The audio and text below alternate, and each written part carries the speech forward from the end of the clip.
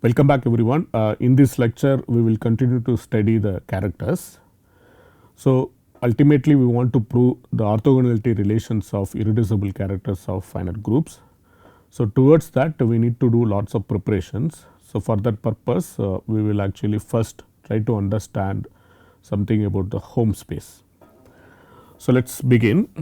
So, let us fix some notations. So, we take two representations, let us call it phi from G to GLV and then another representation rho which is from G to GLW. So, these are finite dimensional representations of G. So, now we want to actually understand the following intertwiner operators space. So, let us write home G V comma W. So, this is the space of intertwining operators from V to W. So, this is the set of all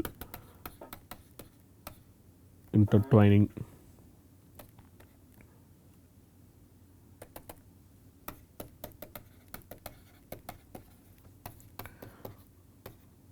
maps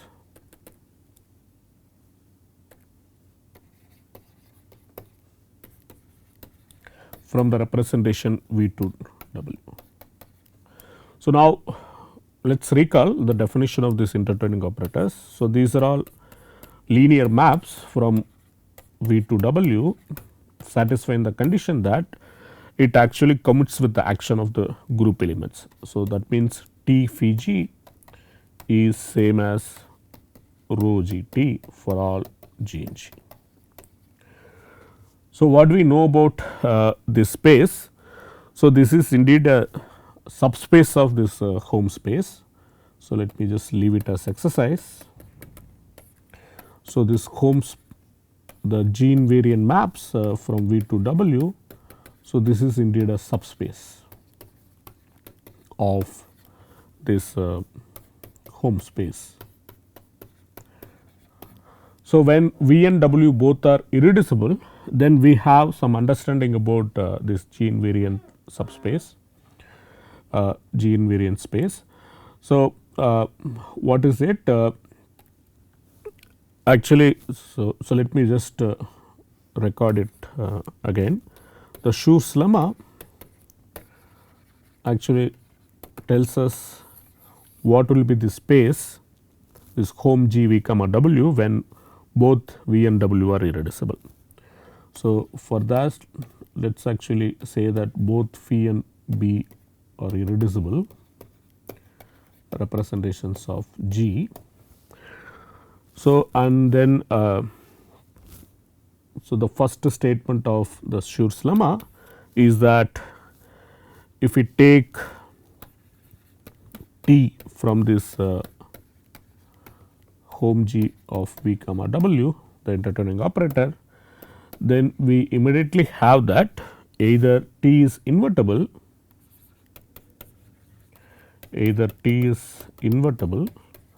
or it is completely 0. So, this is the first statement of Schur's lemma. So, since I proved the Schur's lemma for general associative algebras, the same proof actually works here. So, I am not going to repeat the proof. So, now using this observation you can actually see that the home space,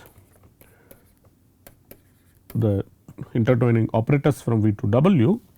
So, this is going to be 0 space if V and W are inequivalent representations. So, if V and W are inequivalent or not isomorphic.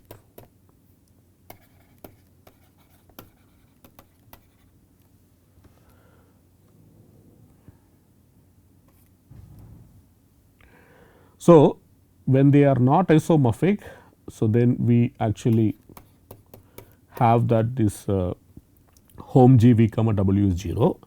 So, what happens when they are isomorphic? So, up to equivalence one can actually replace V this W by V. So, there is no issue. So, for that purpose, so we can just focus on just home V comma V. So, then this is going to be isomorphic to exactly the one dimensional space. So, and this is true whenever we work with irreducible representations of G. So, this is actually, even though it is easy to prove, so this is very important result in order to actually determine orthogonality relations of the irreducible characters.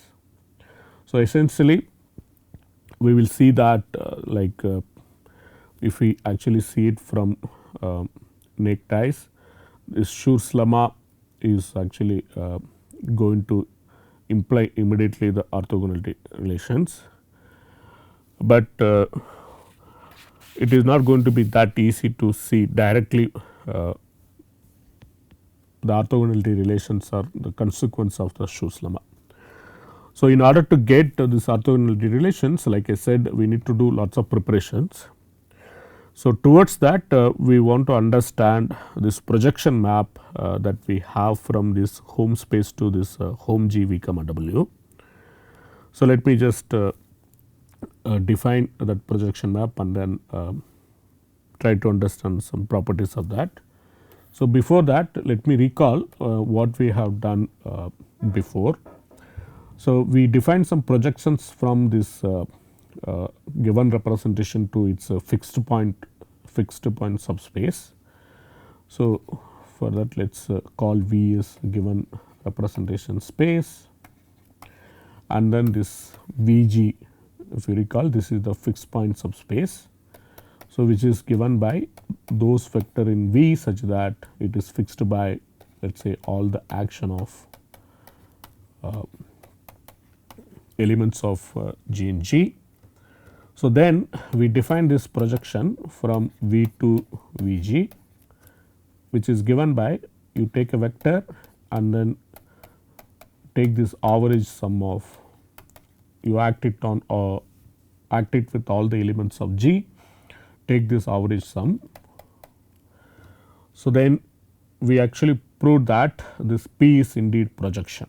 So, what is the meaning of that? This P square is P, and then P restricted to this V g is identity on V g, and using this we concluded that the rank of P is same as the trace of P, which is exactly the dimension of V g, which you can compute it using this explicit operator, averaging operator 1 divided by cardinality of G summation G in G. Okay, so we are going to imitate this with the home space. So, actually the backstory is that the home space also can be made into representation. So, since we are not going to use it right now, so I am not going to actually tell everything in terms of this. I do not want to use hard language. So, because of that I am going to just define this projection map here, and then I am going to just write down all the properties that needed in order to prove the orthogonality relation. But later once we see this simple proof, then I am going to tell the same proof in terms of some sophisticated representation theory language using home space, tensor product and so on. Since that proof requires more complicated language, so let us stick with this simpler language and simpler proof. Okay. So, but keep in mind that the representation space is going to be our home space. So, that is where the motivation comes from, and the G invariant elements from this home space is going to be the intertwining operators. So, this is the motivation behind this. So, motivating from this, so let us directly define this projection. So, there is no harm in this. So, here is the theorem. So, we fix two representations. So, let phi being representation of G, and then rho is again another representation of G. So, these are all finite dimensional representations of G. So, now what we do, we actually define the following projection. So, we will directly define the projection, we call it again P. So, which is from the home space, home V comma W 2, V comma W 2, this home G V comma W. How this map is defined? So, this map actually takes T to T hashtag. So, where this T hashtag is given very explicitly using this averaging thing. So, note that here we have taken simply, so 1 divided by mod g summation g in g.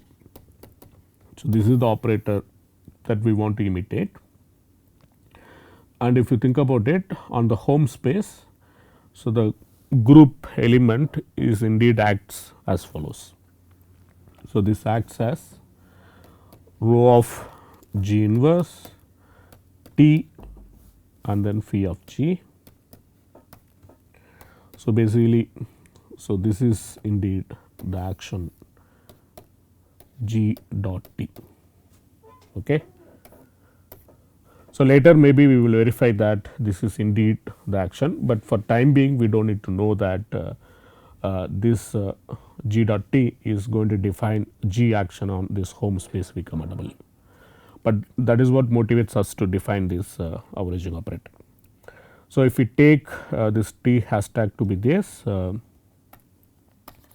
1 divided by the cardinality of G and then sum over all this rho G inverse T phi G. So, then we can easily see that this T hashtag is indeed an element of this home V comma W. So, maybe let me write it this way. So, here let us put the original space.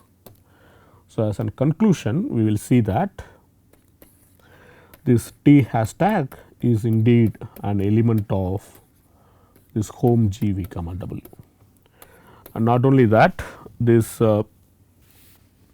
P is going to be projection. So, that means P restricted to this subspace home G V comma W is going to be identity on this subspace, and implicitly this tells us that P square is equal to P. So, that means the rank of this P is going to be exactly equal to the dimension of the image, which is exactly the dimension of home G V comma W. And note that one advantage about the projection operator is that the rank can be calculated using the trace, and that is going to give us another way of actually rewriting this dimension. But anyway, let us prove one by one. So, let us do the following checks. The check 1 is that T hashtag is an element of this home V comma W G. So, that means this T hashtag is an intertwining operator. So, that means it satisfies the following condition, that T hashtag phi G is same as rho G T hashtag, and this is true for all G in G.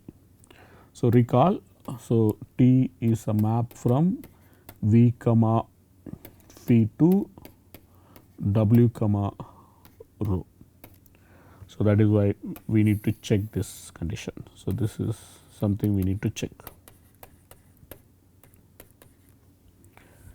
Okay, so let us check this directly using the definition. So, let us compute T hashtag phi of H for H in G, we compute this. So, then this is going to be equal to 1 divided by the cardinality of G summation G in G rho G inverse T phi G and then phi of H. So, you multiply with this element. So, now using that phi is homomorphism. So, we can combine these two elements as phi of G H. So, now if you substitute x as G H, then you can see that x H inverse is going to be G. So, that means this entire sum can be replaced as follows. So, you have T hashtag phi of H is exactly equal to summation 1 divided by the cardinality of G summation. So, where summation now runs over x in G. So, let us go back what we need to write. So, this is going to be exactly equal to, so this is going to be exactly equal to rho of x H inverse inverse, but x H inverse inverse is going to be H x inverse. So, that is our G inverse and this is exactly phi of x. So, by doing this we see that we have here rho of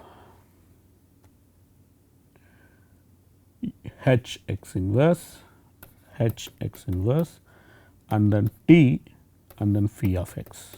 So, this is what we get. So, now again using the property of rho being group homomorphism, then this is going to be rho H rho x inverse. So, now substituting this is going to give us, this is exactly equal to 1 divided by the cardinality of G summation x in G rho H rho x inverse T phi x. So, now we can take this rho H out. So, then you get rho H times the remaining terms, you can see that it is exactly T hashtag. So, this proves that T hashtag phi H is same as rho H T hashtag. So, all we use again and again this averaging technique. Okay. So, basically we want to say that if you talk in terms of the group algebra. So, if you take the group algebra generated by G over C, then basically we know that this element summation G in G is going to be in the center of this group algebra. So, this is what we are repeatedly using implicitly. So, that means, so because this is going to be in the center, whenever we have the representation from G to GLV, then we can see that the image of this element. So, this is going to be again in the center of this GLV. So, basically what I am saying, so it is not necessarily being element of GLV. So, but this is going to be definitely element of the center of endomorphism. So, that means, so this is going to commute with the action of G. So, that is for sure. So, that is what we are repeatedly using in all these proofs, but we have used this information implicitly. Okay. So, we proved that this T hashtag is actually an element of this home V comma W. So, now let us verify that whenever we take this P restricted to the home space home G V comma W, then it is going to be identity. And again that is going to be very simple check. So, let us anyway do it. So, here is the check 2. So, we take T from this, let us say home G V comma W. So, since T is there, so then T of phi G is going to be equal to rho G T for all G in G. So, this is satisfied. So, in particularly if we compute T hashtag, this is going to be by definition 1 divided by the cardinality of G summation rho of G inverse T phi G G in G. So, now if we just replace this rho G inverse T rho T phi G by, So, you can see that. So, from this equation rho g inverse T phi g is going to be exactly T. So, then we replace by T. So, then this is going to be equal to 1 divided by the cardinality of g summation over g in g T. So, that is exactly going to be cardinality of g divided by cardinality of g times T. So, that is exactly T. So, this means this map P of T is exactly T for all T in this Holmes G V comma W.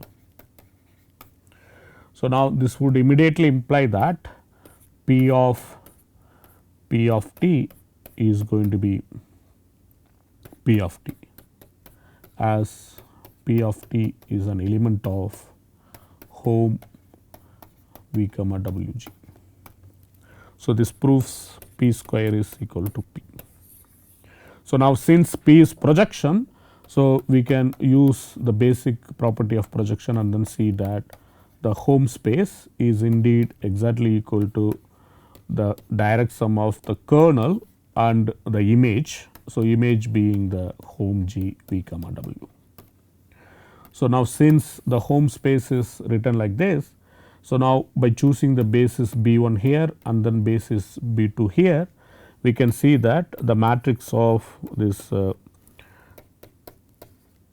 basis B, which is obtained by putting together B 1 B 2, we get this is going to be the block matrix, but now on the kernel it is going to act as 0. So, this is going to be 0 and then here it is anyway the restriction of this P to this Holmes G V comma W is identity. So, this is going to be identity matrix of on this Holmes G V comma W. So, that means the rank of this P is going to be exactly the dimension of this Holmes G V comma W, and not only that, it is also the trace of this P.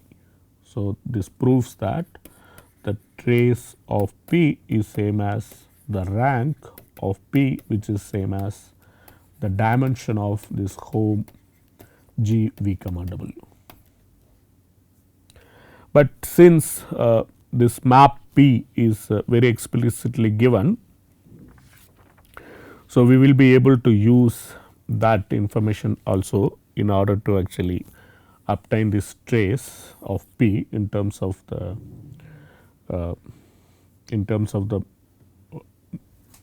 map that is defined earlier using the average sum. But for that purpose, we need to actually understand slightly like the way of thinking this P in terms of the matrices, so that we will be able to compute the trace explicitly. So, but before that let us try to understand what happens if we directly apply this Schur's lemma. So, if we apply the Schur's lemma, then we have some saying on this dimension of Holmes G V comma W. So, let us just record this proportion, which is immediate corollary of Schur's lemma. So, to use Schur's lemma, we just assume that both V and W are irreducibles. So, this is let us say irreducible representations of G. So, now what we can do, we can take some T from this Holmes C V comma W. So, now this taking this hashtag gives an element in Holmes G V comma W. So, now it is immediate that whenever V is not isomorphic to W, so then using the Schur's lemma we can see that Holmes G V comma W is indeed 0. So, that means if V is not isomorphic to W, then we immediately get that T hashtag is 0, because the entire space is 0. On the other hand, when V is actually isomorphic to W, or we can take it up to isomorphism V equal to W. So, then we can actually explicitly compute this t hashtag. So, recall that if v equal to w, then using Schur's lemma, then we get that this home g v comma w is nothing but one dimensional. So, that means this t hashtag is lambda times identity. So, by computing this lambda explicitly, we will be able to say that what will be t hashtag, and indeed we prove that this t hashtag is exactly the trace of t divided by the degree of the representation times the identity map. Okay, let us check this. So, from the Schur's lemma, we know that this is exactly lambda times identity on V, where V comma phi is the representation. So, now by taking the trace, you can see that, so this is going to give us exactly lambda times the degree of this representation. But on the other hand, t hashtag is given by this average sum. Okay. So, 1 divided by the cardinality of g summation. So, rho is same as phi. So, it is phi g inverse t phi g g in g. So, this is how t hashtag is defined. Now, to compute the trace of this t hashtag, so we can just compute the traces of these individual operators and then sum them together. So, then we can see that. So, the trace of this is same as trace of this, but using the property of trace, we can see that this is going to be exactly equal to trace of t. So, that means, so this trace of t hashtag is exactly 1 divided by the cardinality of g summation trace of t, where g runs over g. So, that is exactly going to be cardinality of g divided by cardinality of g trace of t. So, that means, on one hand we have lambda times degree of phi, on the other hand we have this is exactly the trace of t. So, that would imply that lambda is exactly equal to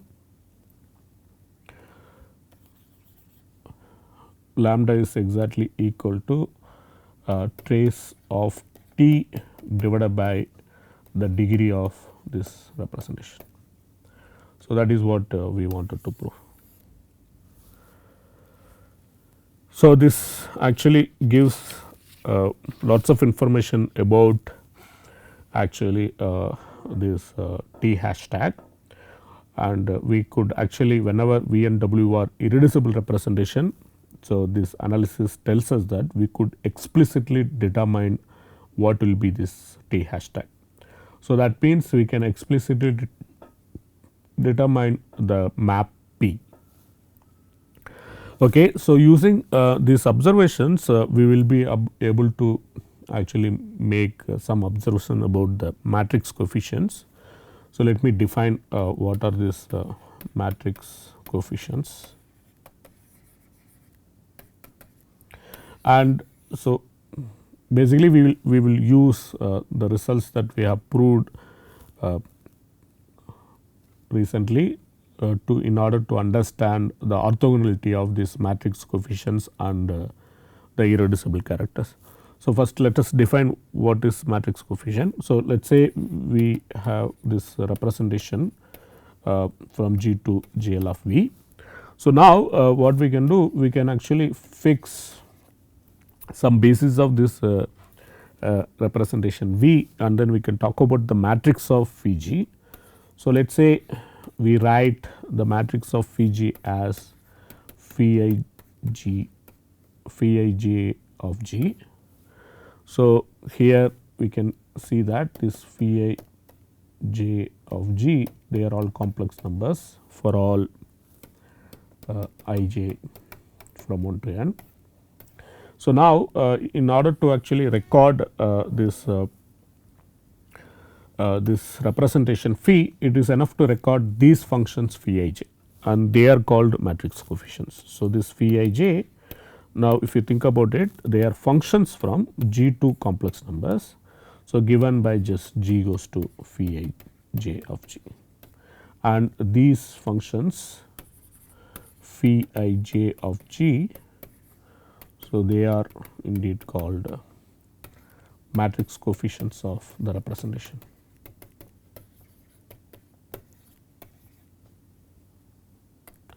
And of course, so they are not some random complex valued functions from G. They must actually satisfy some important properties. Okay. So, actually the Schur orthogonality relation tells us that these matrix coefficients they satisfy some orthogonality relations. So, let me just state the result. So, here is the Schur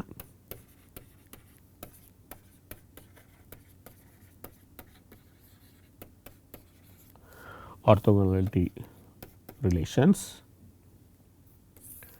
So, for this let us take phi and rho to be given inequivalent irreducible unitary representation. So, this phi rho they are inequivalent unitary irreducible representations of G. So, why we assume unitary? We have already proved that given any representation, if you look at the isomorphism class, we will be able to always pick one unitary representation that is equivalent to given representation. So, that means we can just assume that given irreducible representation, they are actually unitary up to equivalence. So, given these unitary representations, we have this matrix coefficients. So, then we have the following orthogonality relations. So, when you compute this phi I j and rho k l, so note that they are all living inside all this phi I j, they all live inside this bigger space, which is the complex valued functions from G. Then this is supposed to be 0.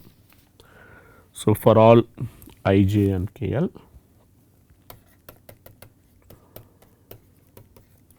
and the second condition is when you compute this phi I j with phi k l. So, then this is going to be exactly 1 by n if the pair I j is same as k l, 0 otherwise. So, these are the two important orthogonality relations. So, but it requires some work in order to prove them. So, from this for example, we will be able to prove immediately that orthogonality of irreducible characters and so on. So, we get lots of information about the number of irreducible characters and so on. So, I will stop here. So, I will continue with the proof of this result in the next lecture. Thank you.